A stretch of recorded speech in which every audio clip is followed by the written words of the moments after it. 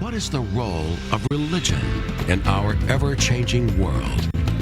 From the NewsChannel 5 network, this is Issues of Faith. Hello, everyone. Welcome to Issues of Faith. Very happy to have with us today Bishop J. Mark Spalding, the Bishop of the Nashville Diocese, just back from meeting with Pope Francis. Exactly. And so we're going to talk all about that meeting. Happy to have you with us. Thank you for being here. Great to be here again, Ben. So this is a meeting that takes place about every 5 to 7 years. Is that right? And all of the bishops go at some point. I just want to get a sense of kind of what happened on your visit. So it's commonly known as the Ad Limina, and the Pope calls bishops to Rome every 5 to 7 years. It used to be more consistent on 5, but under Benedict and now Pope Francis, it's stretched out to 7 years. But we get a letter about a year beforehand, and it asks us to send in a report, and it's quite thick of a report. We base it on what was sent the last time and what has changed since then. And so we send it to the Pope and the various offices in Rome. And we went there the first full week of December and visited with Pope Francis and the various dicasteries or congregations that are in Rome that oversee the church. So it was quite an experience, to say the least. You are there for about a week. The Pope, how long did you visit with the Pope? You and other bishops were there for how long with the Pope? So the visit with the Pope.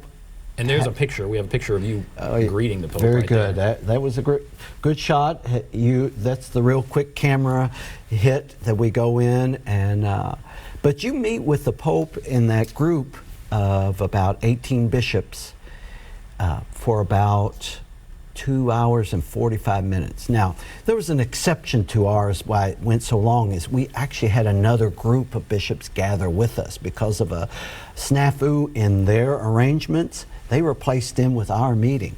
But the Pope gathers you in a major room of his in the Papal Palace. He sits at the top and then sort of as rank goes and years of the episcopacy. So there was cardinals and archbishops, and I was way down the list, way down the line there. And we just, he told us, here's the water, there's the door for the bathroom, and let's start the discussion. And he says it's going to be an open forum. I'm here to discuss things as you bring them up. And so for the next 2 hours and 45 minutes, we sort of had an open dialogue. And so that's how it is. It's an open dialogue. It's not someone giving a speech and then the next person giving a speech. Is it truly a dialogue? So as we were sitting there, any bishop could raise his hand and ask him a question or make a point to him, and then he just would sit there. Now, he knows English, but he's not confident in it. So he has a translator, and he will answer in Spanish or Italian, and the translator will give it to us in English. So that was a little part of the back and forth, but overwhelmingly, it was off the cuff. He asked us to be very clear on one point. His documents and other letters and other things he puts out, those are the official documents that if in-depth responses you want, he said, read those. Those are more precise documents. But here we want to have a fraternal and a brotherly conversation. And so that was constantly his, and so it was extremely, and this was my first time. So I've never been before. I've only been bishop. On February 2nd be my 2-year anniversary. So I've never had anything to compare and contrast with, but it was free-flowing and quite laid back. What do you think his main point to you and to all the bishops there, what do you think he wanted each of you to take away? And then I'm going to ask, what did you, in the document that you provided here, talking about Nashville, want to say to him and the Vatican? But first of all, what do you think he wanted you and the others there to take away? First of all, he did say this to us as the Pope is, I care for you and I love you as a brother bishop. And I want you to know that. Hearing that from him, it was powerful for every one of us to hear that, to the point that some bishops were even tearing up. Okay? To have the successor of St. Peter, as we understand him, in his role as Pope, to be speaking to us in that way. And so that was a great uplifting for the whole group right up front. It also set aside any kind of concerns. You know, you read in some media, there's us versus them, there's the papacy versus the Episcopal Conference of the United States, and none of that was in the room. These were all brothers. We have our challenges in every part of ministry that we do, but we also have great blessings. And he wanted us also to understand that he prays for us, that the Spirit is with us, that we've been chosen to do certain, fulfill certain roles in the church and responsibilities, and that is never easy, but it is a worthy life to live. And so he was able to say that. And so any kind of factions or ideologies or any way you want to make divisions disappeared in the room, and every one of us just felt an ability to kind of, after a while, loosen up and just kind of sit down a little more comfortably in the chairs. Now, we were in there for 2 hours and 45 minutes, so by the end of it, we were ready to move on. But no one could leave the room without saying that they had an opportunity to raise their question or voice their concern to him. And he discussed a lot of topics with us. Did anyone raise a concern? I mean, I guess, does it get heated in something like this? Was there a concern raised about, I wish you would do something this way, or is it not that? Is it more just, let's all come together?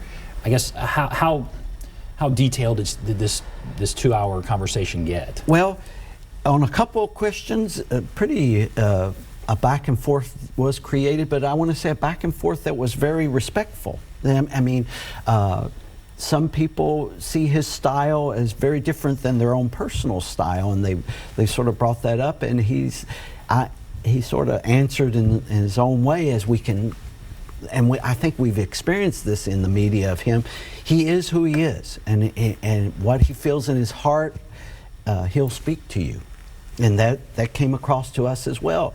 You know, he's an 83-year-old man, and so after a while, you know, he kind of leaned over in the chair and sat like this, but he was very engaged. And so at the end, when he would, even if it was a more of a situation where you could see difference of styles, he would ask that bishop, have I answered your question?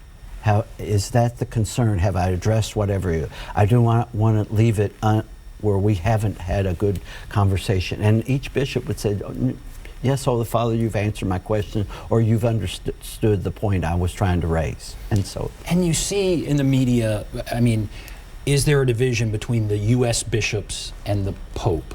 And as someone who's looking on the outside, is there a more conservative faction and a more a faction that's wanting more reform more quickly, I guess? You know, these two factions.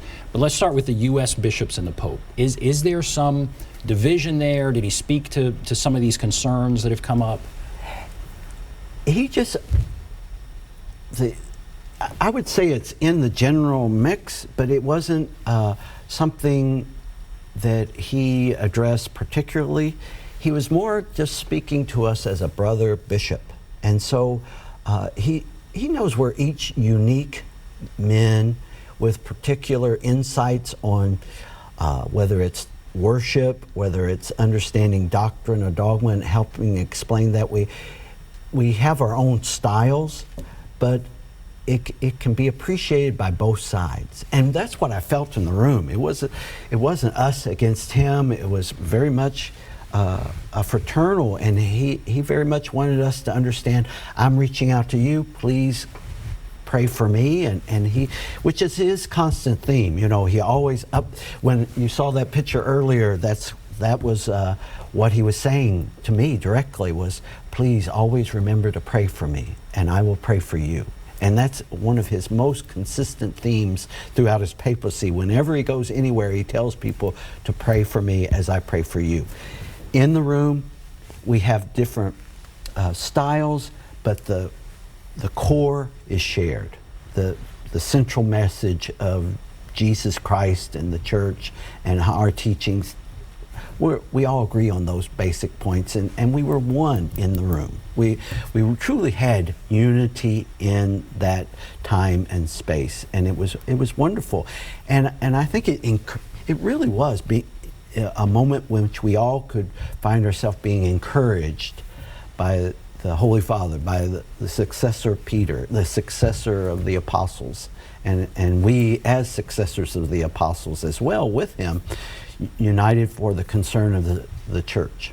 Did the issue of the clergy sex abuse come up? It did, and he appreciated all the good work that was done, and he understands it's always going to be with us, and it's a challenge that we must continue to be mindful of and attentive to, and that he and in the Universal Church and is working to help every bishops' conference, and he's appreciated the good work because some of the good work that is being created in the United States is now being shared around the world. And it's not just an American problem, it's not just a Western European problem, but it's a universal problem, and that we are working together to address it as a church.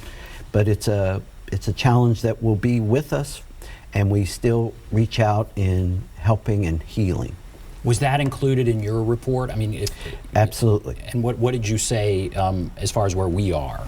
I just said that we have experts that are helping me, and that we outreach, and that we also are looking at our safe environment programs and using a lot of the people that are experts in the field outside of the church to help us in the church to go forward. And so I'm reaching out to all the gifts that are in the people of God that are within the church and even outside of the church, and people are willing to help. If you ask, people help, and reaching out to help heal as well. And like I said, they read those reports, and that particular part of the report was a concern for everybody in the room, that we're going through this, and the Pope said, I share in the hurt and the difficulty and the challenge, but we work together to address it. We have to take a break and then get a sense of where we're going forward. What did you get a sense from the Pope, where we're going from here? But fascinating conversation. We'll take a break, be back right after this.